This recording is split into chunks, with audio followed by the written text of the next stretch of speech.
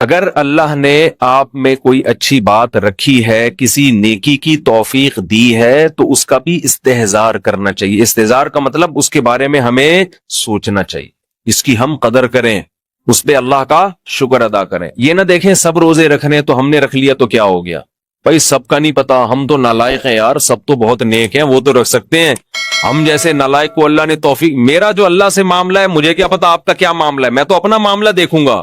تو ہمارے نبی اپنے آپ کو موٹیویٹ کیسے کرتے تھے؟ رہب وما، پیاس چلی گئی، وابتلت العروق، رگیں تر ہو گئیں، وثبت الاجر انشاء اللہ، اور اللہ نے چاہا تو اجر ہمارے اعمال میں لکھ دیا گیا، اجر لکھ دیا گیا ہے۔ تو اس سے انسان کو اگلے دن دوبارہ روزہ رکھنے کا حوصلہ ملتا ہے۔ اور گناہ میں الٹا، تھوڑی دیر کی لذت، یہاں سے بات شروع ہوئی تھی کہ جوانی میں بھی یہ لذتیں اگر آپ نے کنٹرول نہیں کیا نا تو بڑھاپے میں یہ لذتیں بڑھیں گی، مگر گناہ کرنے کی طاقت کیا ہو جائے گی؟ ختم۔ تو حسرت، افسوس، ٹینشن والی زندگی۔ تو اس لیے جوانی میں اپنے آپ کو نیکی کا عادی بنا لو، اس سے بڑھاپا بڑا خاندانی گزرے گا، اللہ اللہ کی بڑھاپے میں توفیق ملے گی۔ جوانی میں تسبیح کی عادت ڈال لو، سمجھتے ہو؟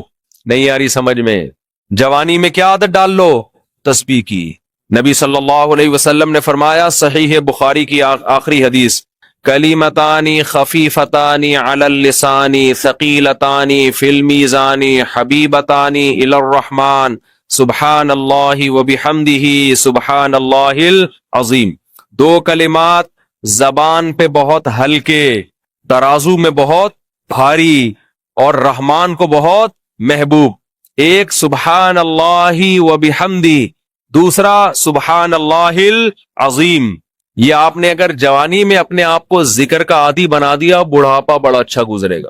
ہماری مسجد میں ایک بزرگ ہیں، پابندی سے تراویح پڑھتے ہیں، آج فجر میں پتا چلا کہ روزانہ 20 پارے تلاوت کا معمول ہے۔ میرا خیال ہے 70 سال عمر تو ہوگی، 70 سال میں روزانہ کتنے پارے پڑھ رہے ہیں؟ 20۔ کیا یہ عادت انہوں نے بڑھاپے میں ڈالی ہے؟ بڑھاپے میں اتنی ہمت نہیں ہوتی، یہ عادت کب سے پڑی ہوئی ہوتی ہے؟ جوانی میں روز 20 نہیں پڑھتے ہوں گے، 2 پڑھتے ہوں گے، 3 پڑھتے ہوں گے، لیکن جیسے جیسے عمر بڑھ رہی ہے وہ تعداد کم ہونے کے بجائے، بولو، وہ شوق بڑھتا چلا جا رہا ہے۔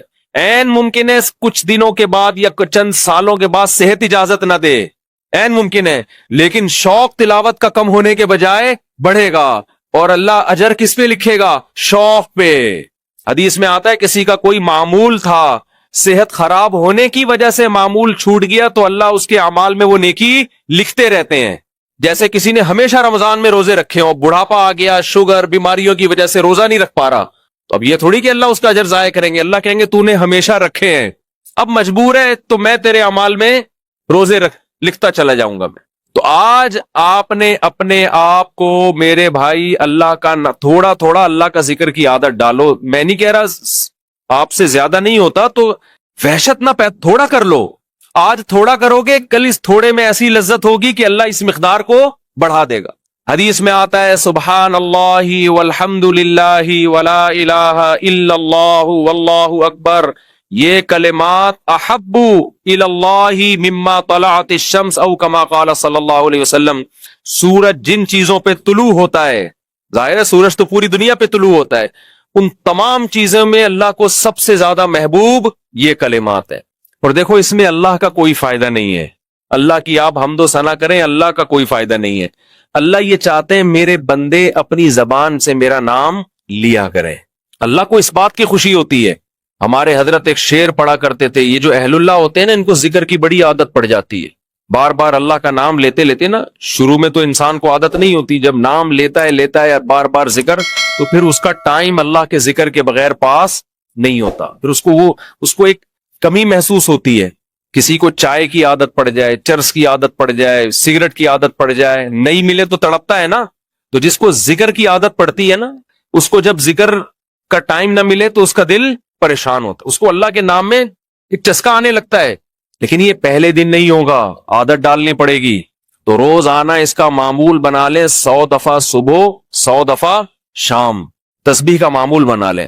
اس سے کیا ہوگا؟ ابھی شاید دل نہ لگے آپ کا، لیکن جیسے جیسے عمر بڑھے گی اللہ کے نام کا چسکا لگنا شروع ہو جائے، بڑھاپا بہت اچھا گزرے گا، اللہ کو یاد کر کے گزرے گا۔ کھوپڑی شریف میں بات آ رہی ہے کہ نہیں آ رہی؟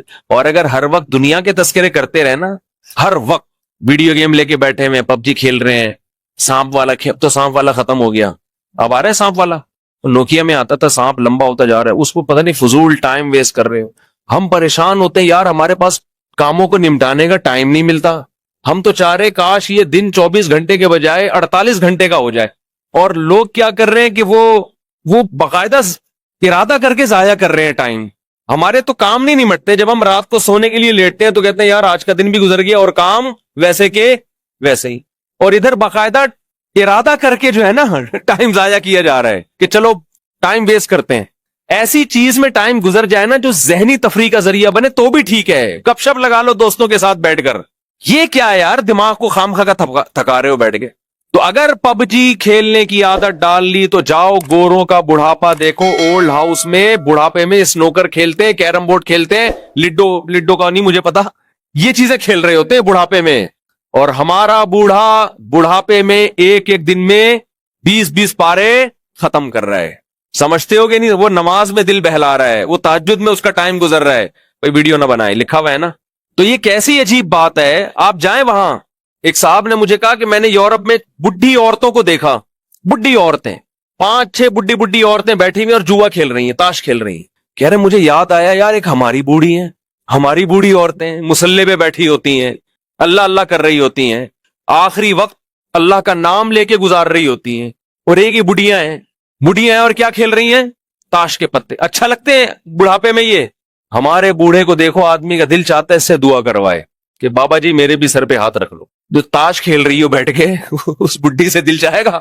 اسے تو آدمی نصیحت کرے گا کچھ اور کر لے، تھوڑے دنوں میں اتنا راشا آئے گا نا ہاتھوں میں تھوڑے دنوں میں کہ ایک پتے کے بجائے 2 گر رہے ہوں گے، 2 پتے ایک ساتھ گر رہے ہوں گے۔